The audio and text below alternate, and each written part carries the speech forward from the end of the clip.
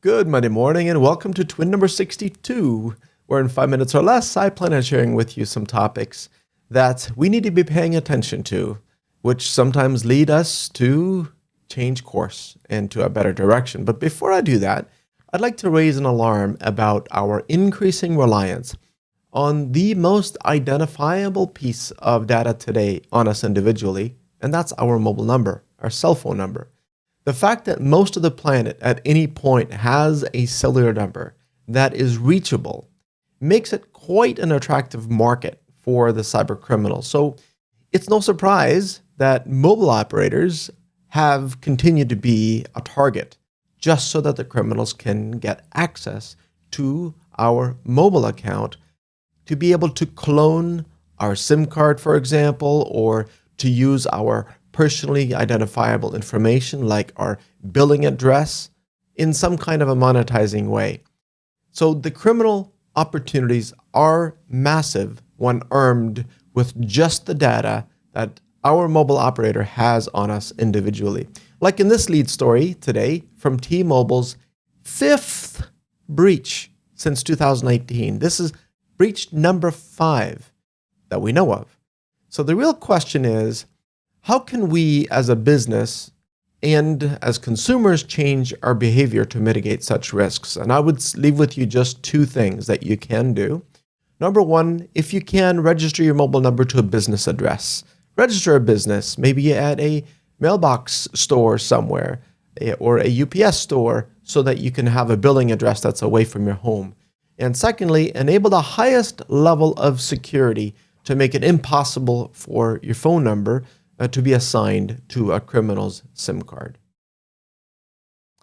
Next, we have cyber criminals who have an interesting demand on NVIDIA, where they have breached the company and demanded that they stop with the artificial constraint that keeps them from mining Bitcoins faster.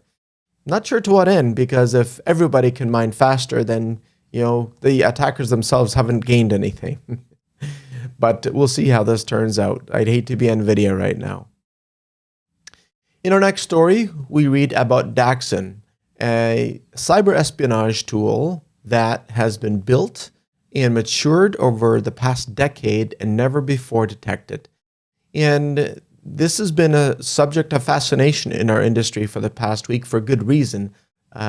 It is able to hijack existing authorized streams of data that makes it completely undetectable so far. Now that we know what to look for, it's a different story, but the fact that it's taken this long to be discovered should raise alarm bells everywhere. And we have an app again on the Android App Store that's been downloaded thousands of times. In this case, it was a QR code scanner. And instead, what it was actually doing behind the scenes, its real purpose was to steal 2-factor authentication tokens through SMS messages behind the scenes by stealing them and handing them over to the criminals who would then hijack someone's online banking. So be careful with any new app.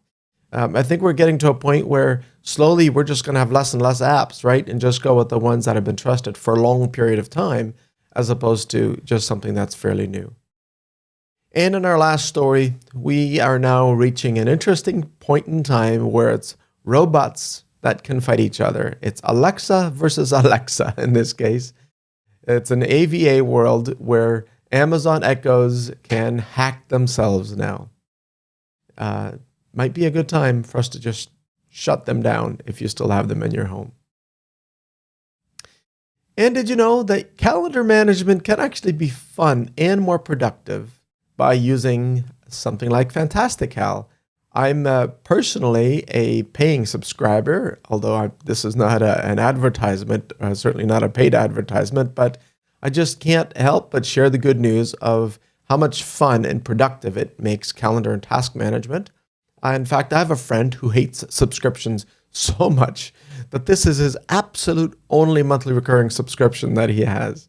But don't take my word for it. They do offer a free trial. Take a look and see you next week. Bye for now.